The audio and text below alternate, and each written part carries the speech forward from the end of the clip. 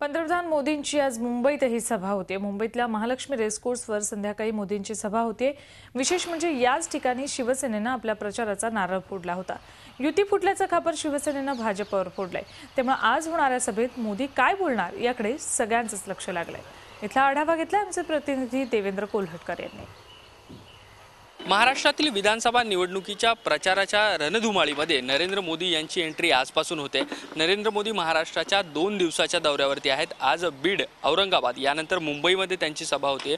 मुंबईतल्या रेसकोर्सवर नरेंद्र मोदी यांची सभा होते। या सभेची तयारी जी आहे ती पूर्ण झालेली आहे। साधारणतः संध्याकाळी 8च्या नंतर जे आहे ते या सभेला सुरुवात होणार आहे।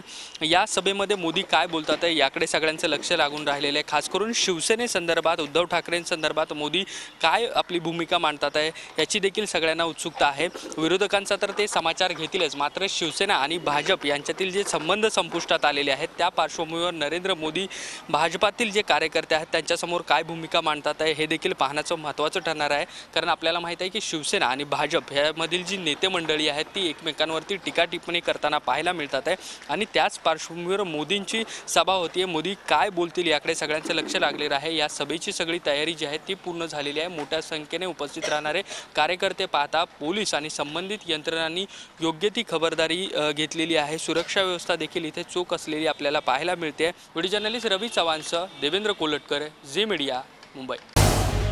झी 24 तास रहा एक पाऊल पुढे।